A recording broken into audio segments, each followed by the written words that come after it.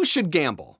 That's right, I said it. You all should gamble so you learn firsthand how stupid gambling is. Here's the stitch with gambling, okay? Gambling is only fun if you don't understand math. Humans have been gambling since the dawn of whenever money was invented. I mean, just take one look at the Las Vegas Strip and you will immediately understand how lucrative the gambling industry is. They built the Statue of Liberty, the Eiffel Tower, and Caesar's Palace all on the same street. Gambling is everywhere in Las Vegas. As soon as you step off the plane, you're bombarded with slot machines in the airport. Are you kidding me?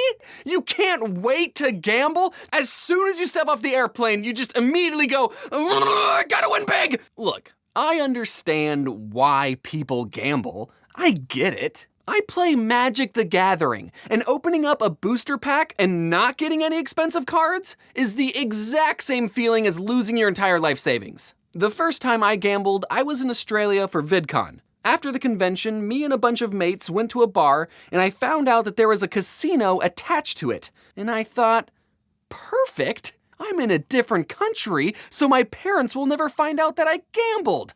Plus, I'm of legal age and independent. Let's get our gambling freak on! I was only comfortable asking my friend Moz to borrow some cash because I feel like if a friend asks, hey, can I borrow some money to gamble with? You're never gonna see that money or that friend ever again. All Moz had was a $5, which is Australian for $5. So I only got one chip to gamble with, and I decided to spend that one chip on roulette, because that's the only game I knew how to play. I know how to play blackjack, but I know there's a mathematical algorithm for the best, most perfect way to play, so I don't know how to play blackjack, you know? And poker is too intimidating. I can't deal with people hyperanalyzing my facial expressions to see if I'm bluffing. I already know I'm a bad liar. And the last time I actually played poker was with Luigi on my DS. Here's some honest strategy for the game roulette, okay? Sometimes a roulette table will have a TV screen that gives you stats for hot numbers at the table. Like it'll say, Red 23's been poppin', it's been hit 14 times today. Ignore those statistics. Every square at a roulette table has an equal chance of hitting regardless of whatever the previous numbers were. Just ignore those stats and always bet odd. So, with just one chip to my name, I was able to turn that single chip into 200 Australian dollary dues. Oh yeah! Oh, I'm feeling it! Oh, the gambler's high! Oh, I'm not sure about your investments, but a 4,000% profit is very good. I could have kept going, but I really wanted to rub my winnings into Maz's face. I cashed out my chips, went back to the bar, and then slammed the 2 hundos on the table and said something cocky like, how about them cheeky buggers, mate? And Maz was like, did you just win those 200 wibbly wobbly dollary dues? Yeah, and it's all mine. And Maz went, hey, you still owe me 200 Australian dollars for that other thing I did for you. Oh, yeah, I guess I do owe you that. Then he scooped up my 2 Australian hundos that I was just rubbing in his face. It's an anomaly that my very first casino experience was so positive. It was like the devil himself was tempting me to continue gambling. See? Gambling lets you pay off your debts. Never stop. That, or I'm just really good at Australian roulette.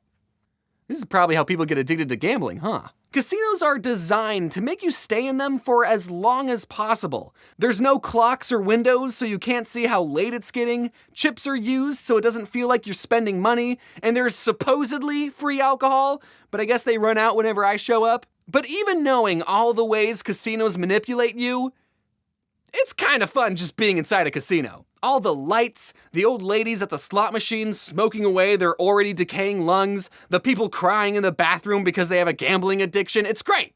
Hey, buddy, don't worry, you're gonna win next time, I'm sure of it. To counter the life-ending stressors, though, people will give the advice, if you're gonna gamble, have a set budget and just assume you're gonna lose it all. But I couldn't even do that. Not the sticking to a budget part. I couldn't bring myself to gamble away my allotted budget. When I went to Vegas, I told myself I was only going to gamble $300. But after I lost $200, I thought to myself, yeah, I don't think this is a good investment anymore. One time I was on a slot machine and I got the 5 buffaloes in a row or whatever, and I got the chance to win a jackpot. There was a mini game on the slot machine where I had to flip over tiles that had either bronze, silver, or golden apples. And if I flipped over 3 golden apples, I'd win the golden jackpot. And if I flipped over 3 silver apples, I'd get the silver jackpot, and bronze apples gave the bronze jackpot, which was the lowest jackpot. The gold jackpot was $5,000. So I flip over the first tile, and it's a golden apple. And I think, whoa. Then I flip over another tile, and it's another golden apple. And that's when I got the feeling. Oh my God, I might actually win $5,000. Then I flip over 3 bronze apples in a row, winning the lowest jackpot. I don't even remember how much it was because I spent it all on the very same slot machine. And I immediately knew what happened. The game was dangling that golden jackpot right in front of my face, making me think I was 1 golden apple away from making it big, even making me pick which tile to flip over so it would make me feel more in control. When the whole time the computer could just change what was on the tile that I flip over because it's a computer. It can cheat. It's Schrodinger's jackpot. And before you think I just got really bad luck, that very day I was walking through the casino and I saw a guy playing on the same slot machine and he got to the same jackpot minigame. And I stopped to watch him and the exact same thing happened. He flipped over 2 golden apples and then 3 bronze ones. I don't know what the statistics are of that happening twice, but it's mighty coincidental. Why are we still gambling if the majority of people who gamble lose all their money? Because it's fun. It's a stupid way to spend your money, absolutely, but the rush, man. In Australia, there were multiple times where I could have lost all my money, and statistically I should have, but whenever an odd number was hit, I couldn't help but throw my hands in the air and celebrate. I was hugging the dealer over winning $20. However, no matter how many times you win the jackpot, if you spend enough time in a casino, you will always lose. Ever hear the phrase, the house always wins? That's because they have the mathematical advantage and computers who cheat. Gambling is not an investment. It's not a way to pay off your debts. It is entertainment. If done responsibly and in a social setting, gambling is absolutely fine to indulge in. And if you get upset that you lost all your money, what did you think was going to happen?